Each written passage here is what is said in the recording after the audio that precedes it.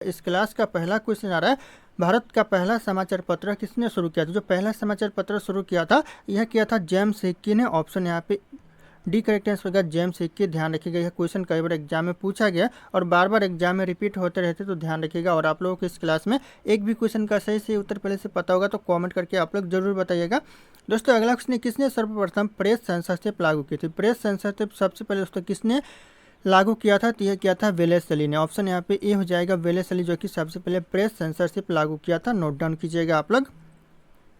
अगला question, America में free Hindustan अखबार किसने शुरू किया। जो अमेरिका में जो फ्री हिंदुस्तान अखबार शुरू किया था किसने किया था, तो यह किया था तारकनाथ दास ने। ऑप्शन यहाँ पे डी हो जाएगा तारकनाथ दास, जो कि फ्री अखबार शुरू किया था अमेरिका में। तो ध्यान रखिएगा आप लोग। अगला क्वेश्चन आ रहा है, बनारस हिंदू विश्वविद्यालय के संस्थापक कौन थे। जो बनारस हिंदू विश्वविद्यालय के जो संस्थापक थे दोस्तों कौन थे, तो यह थे मदन मोहन मालवीय। ऑप्शन यहाँ पे सी हो जाएगा मदन मोहन मालवीय। जितने भी इस क्लास में क्वेश्चन है सारे क्वेश्चन इंपॉर्टेंट है एग्जाम के लिए। अगला क्वेश्चन, विश्व इतिहास की जनक झलक दोस्तों के रचयिता कौन। जो विश्व इतिहास की झलक है इस के रचयिता दोस्तों कौन है, तो हो जाएगा पंडित जवाहरलाल नेहरू है। ऑप्शन यहाँ पे हो जाएगा जवाहरलाल नेहरू विश्व इतिहास की झलक के रचयिता है। तो ध्यान रखिएगा आप लोग। अगला क्वेश्चन आ रहा है, पोस्ट ऑफिस के लेखक कौन है। जो पोस्ट ऑफिस का जो लेखक है दोस्तों यह रविंद्रनाथ टैगोर है। ऑप्शन ये हो जाएगा रविंद्रनाथ टैगोर, जो कि पोस्ट ऑफिस के लेखक है। तो ध्यान रखिएगा आप लोग। अगला क्वेश्चन है, सैडलर आयोग का संबंध किससे था। जो सैडलर आयोग का जो संबंध था यह था दोस्तों शिक्षा से। ऑप्शन यहाँ पे डी हो जाएगा शिक्षा से सैडलर आयोग का संबंध था। ध्यान रखना आप लोग। अगला क्वेश्चन, किस वर्ष उड़ीसा बिहार से अलग हुआ। जो उड़ीसा है बिहार से अलग कौन से वर्ष हुआ था, ये हुआ था 1936 में। ध्यान रखिएगा ऑप्शन यहाँ पे सी हो जाएगा 1936 में उड़ीसा है जो कि बिहार से अलग हो गया था। अगला क्वेश्चन, भूदान आंदोलन किसने आरंभ किया। जो भूदान आंदोलन शुरू किया था किसने किया था, तो यह किया था विनोबा भावे ने। ऑप्शन यहाँ पे सी हो जाएगा विनोबा भावे, जो कि भूदान आंदोलन शुरू किया था। ध्यान रखना आप लोग। अगला क्वेश्चन, दक्षिण अफ्रीका के किस रेलवे स्टेशन पर महात्मा गांधी को ट्रेन से फेंका गया था। कौन से रेलवे स्टेशन पर दोस्तों महात्मा गांधी जी को ट्रेन से फेंका गया था, तो हो जाएगा पीटर मारिसबर्ग स्टेशन से दोस्तों महात्मा गांधी जी को फेंका गया था ट्रेन से। तो ध्यान रखिएगा आप लोग, इंपॉर्टेंट हो सकता है एग्जाम के लिए। अगला क्वेश्चन, गांधी जी दक्षिण अफ्रीका में कितने वर्ष रहे थे। गांधी जी दक्षिण अफ्रीका में रहे थे 21 वर्ष रहे थे। ऑप्शन बी हो जाएगा 21 ईयर्स। ध्यान रखिएगा आप लोग, इंपॉर्टेंट हो सकता है एग्जाम के लिए। अगला क्वेश्चन, किस वर्ष राष्ट्रीय गीत वंदे मातरम पहली बार गाया गया था। पहली बार जो वंदे मातरम गाया गया था कब गाया गया था, तो हो जाएगा 1896 में गाया गया था। ऑप्शन ये हो जाएगा 1896। नोट डाउन कीजिएगा, सारे एग्जाम के लिए इंपॉर्टेंट हो सकता है, चाहे आप लोग किसी भी एग्जाम की तैयारी करो। ऐसे आप लोग किस एग्जाम की तैयारी करो एक बार कॉमेंट करके जरूर जनाइएगा। अगला क्वेश्चन है, वर्तमान समय में लोकसभा में सदस्यों की संख्या कितनी है। जो सदस्यों की संख्या लोकसभा में कितनी है, तो हो जाएगा 245 है। ऑप्शन यहाँ पे भी हो जाएगा 245। ध्यान रखना आप लोग। अगला क्वेश्चन, राज्यसभा में सभी सदस्यों का निर्वाचन एक साथ होता है या फिर अलग अलग होता है। तो दोस्तों अलग अलग होता है। ऑप्शन यहाँ पे बी हो जाएगा एक साथ नहीं होता है, अलग अलग होता है। तो ध्यान रखना ऑप्शन बी हो जाएगा एक साथ नहीं होता है।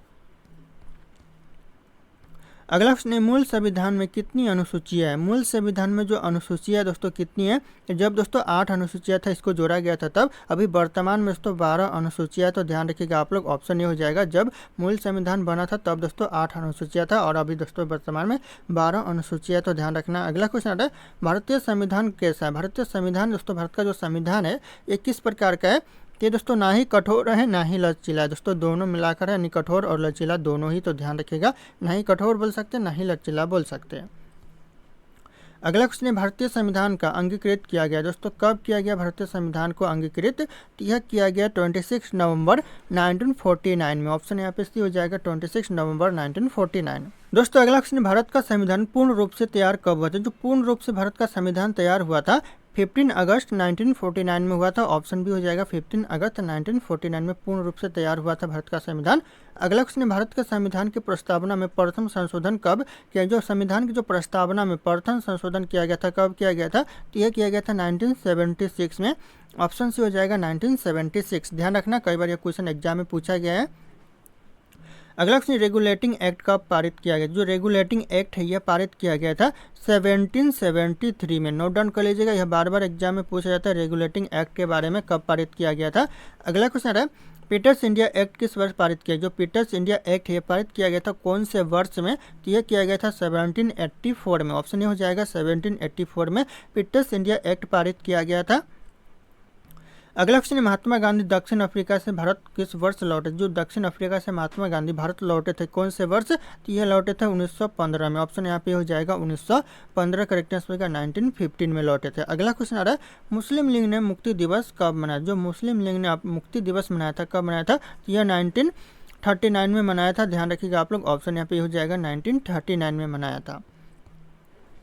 अगला क्वेश्चन है भारत छोड़ो आंदोलन के समय इंग्लैंड के प्रधानमंत्री कौन थे। भारत छोड़ो आंदोलन चल रहा था उस समय जो इंग्लैंड के प्रधानमंत्री थे यह थे चर्चिल। ऑप्शन यहाँ पे बी हो जाएगा चर्चिल। ध्यान रखिएगा उस समय इंग्लैंड के प्रधानमंत्री थे। अगला क्वेश्चन है साइमन कमीशन का भारत आगमन किस वर्ष में हुआ था। जो साइमन कमीशन भारत आया था कौन से सन में आया था, तो ये आया था 1928 में। ध्यान रखना आप लोग, ऐसा क्वेश्चन दोस्तों एग्जाम के लिए इंपॉर्टेंट है। ऑप्शन बी हो जाएगा 1928 में साइमन कमीशन भारत आया था। अगला क्वेश्चन है भारत एवं पाकिस्तान का विभाजन किस योजना के तहत हुआ था। भारत और पाकिस्तान का जो विभाजन हुआ था कौन सी योजना के तहत हुआ था, तो हो जाएगा आपका माउंट बेटन योजना के तहत भारत और पाकिस्तान का विभाजन हुआ था। ऑप्शन ए हो जाएगा माउंट बेटन योजना। अगला क्वेश्चन है सुभाष चंद्र बोस ने सिंगापुर में दिल्ली चलो का नारा कब दिया था। दोस्तों दिल्ली चलो का नारा किसने दिया था, तो सुभाष चंद्र बोस ने दिया था। और कहाँ पर दिया था, तो सिंगापुर में दिया था। ध्यान रखिएगा, और कब दिया था, तो 1943 में दिया था। ऑप्शन यहाँ पे भी हो जाएगा 1943 में दिया था। किसने दिया, सुभाष चंद्र बोस। कहाँ, तो सिंगापुर में। अगला क्वेश्चन है कांग्रेस ने भारत छोड़ो आंदोलन का प्रस्ताव किस वर्ष पारित किया। दोस्तों कांग्रेस ने भारत छोड़ो आंदोलन का प्रस्ताव किस वर्ष दोस्तों पारित किया, तो हो जाएगा 1942 में यह पारित किया। तो ऑप्शन डी हो जाएगा 1942। ध्यान रखिएगा आप लोग, यह क्वेश्चन भी एग्जाम के लिए बार बार इंपॉर्टेंट पूछे जाते हैं बार बार। अगला क्वेश्चन है 1908 में बाल गंगाधर तिलक को कितने साल की जेल हुई थी। दोस्तों बाल गंगाधर तिलक को कितने साल की जेल हुई थी, 1908 में। ध्यान रखिएगा, ऐसा पूछा जा सकता है कि बाल गंगाधर तिलक को कब जेल हुआ था, तो 1908 में हुआ था। और कितने वर्ष के लिए, तो 6 वर्ष के लिए हुआ था। ऑप्शन यहाँ पे बी हो जाएगा 6 वर्षों की जेल हुई थी दोस्तों 1908 में बाल गंगाधर तिलक को। तो ध्यान रखिएगा आप लोग।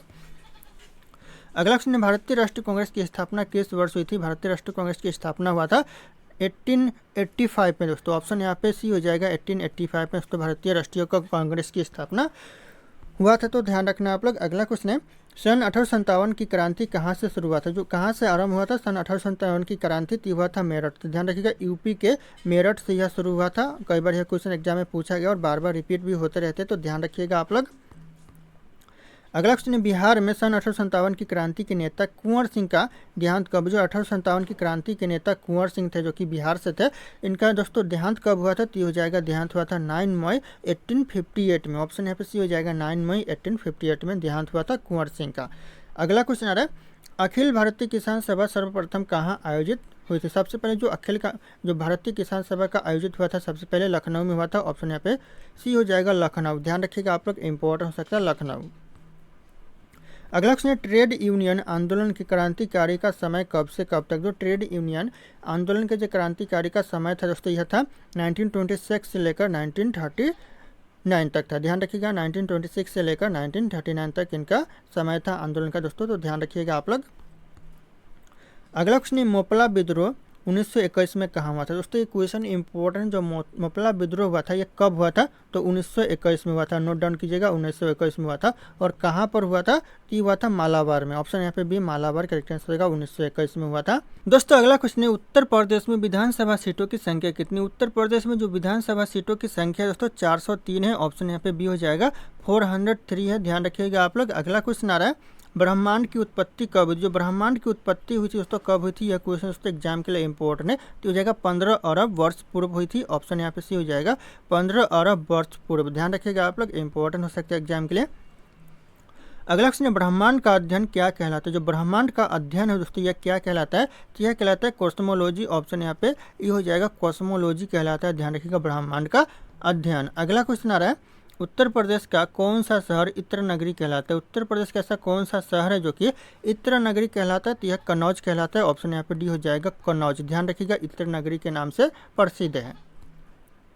अगला क्वेश्चन आकाश गंगा मंदाकिनी सबसे पहले किसने देखा। जो आकाश गंगा मंदाकिनी सबसे पहले देखा था किसने देखा था, तो यह दिखा था गैलीलियो ने। ऑप्शन ए हो जाएगा गैलीलियो ने दोस्तों सबसे पहले आकाश गंगा मंदाकिनी देखा था। तो ध्यान रखना आप लोग। अगला क्वेश्चन आ रहा है ब्रह्मांड में सबसे प्रचुर तत्व कौन से। जो ब्रह्मांड में सबसे प्रचुर तत्व हाइड्रोजन है। ऑप्शन यहाँ पे डी हो जाएगा हाइड्रोजन, जो कि ब्रह्मांड में सबसे प्रचुर तत्व है। तो ध्यान रखिएगा आप लोग।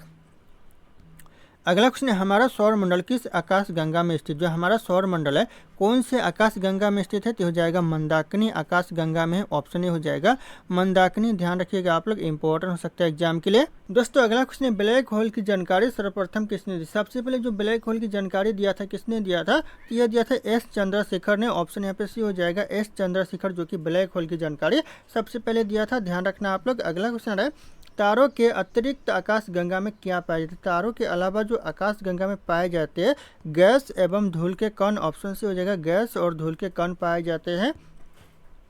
अगला क्वेश्चन है, आकाश गंगा या फिर मंदाकिनी में तारों की संख्या कितनी है। आकाश गंगा या फिर मंदाकिनी में जो तारों की संख्या होती है 1,00,000 मिलियन होती है। ऑप्शन यहाँ पे ये हो जाएगा 1,00,000 मिलियन। ध्यान रखिएगा आप लोग। अगला क्वेश्चन आ रहा है, तारों का रंग सूचक क्या होता है। तारों का जो रंग सूचक होता है क्या होता है, तो जगह इसके ताप का होता है तारों का रंग सूचक। ऑप्शन डी हो जाएगा इसके ताप का। ध्यान रखना आप लोग। अगला क्वेश्चन आ रहा है, आकाश गंगा क्या है। जो आकाश गंगा है दोस्तों क्या है, तो ये जगह तारों का विशाल समूह है। ऑप्शन बी हो जाएगा तारों का विशाल समूह। ध्यान रखिएगा आकाश गंगा है।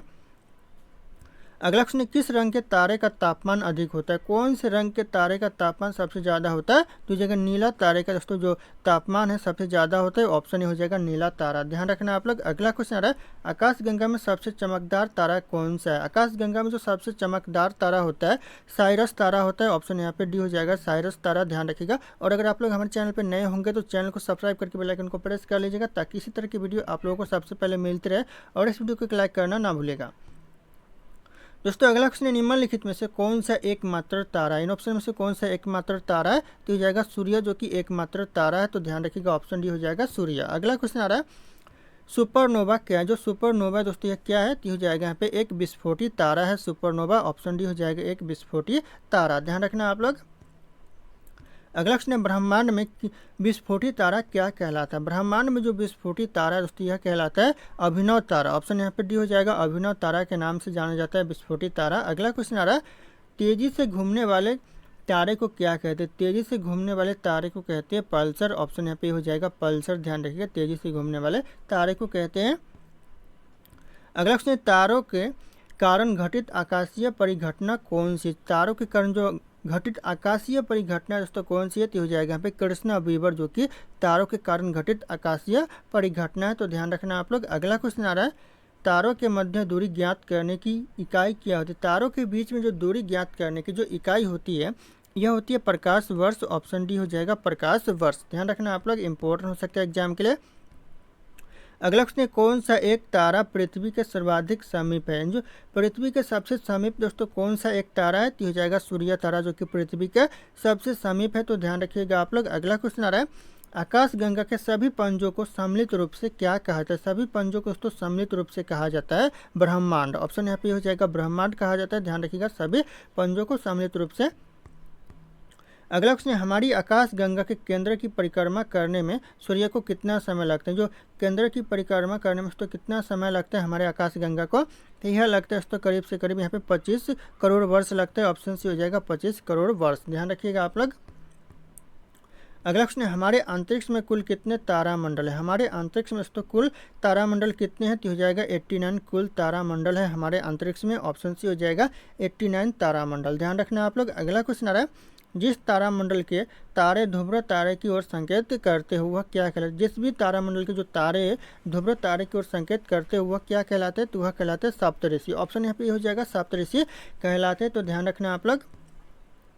अगला क्वेश्चन, तारे अपना जीवन कैसे प्राप्त करते। जो भोजन यहाँ पे दोस्तों भोजन होगा लेकिन जीवन लिखा हुआ है, तो यहाँ पे जो भोजन कैसे प्राप्त करते तो हो जाएगा यहाँ पे ऑप्शन सी हो जाएगा ए और बी, यानी नाभिकीय संलयन के द्वारा भी प्राप्त करते और गुरुत्वीय संकुचन के द्वारा भी प्राप्त करते। तो ध्यान रखिएगा आप लोग, मोस्ट इंपॉर्टेंट हो सकता है ऑप्शन ए और बी दोनों करेक्ट आंसर हो जाएंगे। अगला क्वेश्चन, निम्नलिखित में से कौन सा सौरमंडल का भाग नहीं है। दोस्तों सौरमंडल का भाग कौन सा नहीं है ऑप्शन में से, तो हो जाएगा निहारिका, जो कि सौरमंडल का भाग नहीं है। ऑप्शन डी हो जाएगा निहारिका। ध्यान रखना आप लोग। अगला क्वेश्चन आ रहा है, सूर्य के चारों ओर घूमने वाले ग्रहों की संख्या कितनी। सूर्य के चारों ओर जो घूमने वाले ग्रहों की संख्या दोस्तों कुल 8। ऑप्शन यहाँ पे बी हो जाएगा 8 संख्या दोस्तों ग्रहों के चारों ओर घूमने वाले। अगला क्वेश्चन है, सूर्य के पृथ्वी से लगभग कितने मिलियन किलोमीटर दूरी। जो सूर्य के जो पृथ्वी से लगभग कितने किलोमीटर मिलियन दोस्तों दूरी है, तो हो जाएगा 150 मिलियन किलोमीटर की दूरी है दोस्तों सूर्य से पृथ्वी का। तो यानी पृथ्वी से सूर्य का। तो ध्यान रखना आप लोग।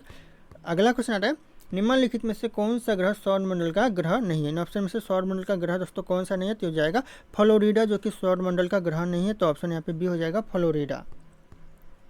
अगला क्वेश्चन, सूर्य की ऊर्जा कैसे उत्पन्न होती है। सूर्य की जो ऊर्जा उत्पन्न होती है ये होती है नाभिकीय संलयन के द्वारा। ऑप्शन यहाँ पे बी हो जाएगा नाभिकीय संलयन के द्वारा, ध्यान रखिएगा आप लोग। अगला क्वेश्चन है, सौर ऊर्जा की सबसे महत्वपूर्ण भूमिका कहाँ होती है। सौर ऊर्जा की जो सबसे महत्वपूर्ण भूमिका होती है ये होती है कार्बन चक्र में। ऑप्शन यहाँ पे ये हो जाएगा कार्बन चक्र, ध्यान रखिएगा आप लोग, इंपॉर्टेंट है एग्जाम के लिए। अगला क्वेश्चन है दोस्तों, यदि सूर्य का तापमान 2 गुना हो जाए तो पृथ्वी पर प्राप्त होने वाली ऊर्जा कितने गुना बढ़ जाएगा। सूर्य का जो तापमान है दोस्तों ये अगर 2 गुना बढ़ जाता है तो पृथ्वी पर जो प्राप्त होने वाली ऊर्जा है दोस्तों ये कितने गुना बढ़ जाएगी, तो दोस्तों 16 गुना बढ़ जाएगी। ऑप्शन यहाँ पे डी हो जाएगा 16 गुना, ध्यान रखना आप लोग, इंपॉर्टेंट हो सकता है एग्जाम के लिए। अगला क्वेश्चन है, कौन सा तत्व सूर्य में सर्वाधिक पाया जाता है। ऐसा कौन सा तत्व है जो कि सूर्य में सबसे ज़्यादा पाया जाता है। इस क्वेश्चन का जो सही उत्तर होगा आप लोगों को कमेंट करके बताना है। ऑप्शन यहाँ पे सारे के सारे शो करें। फिर मिलते हैं अगले क्लास।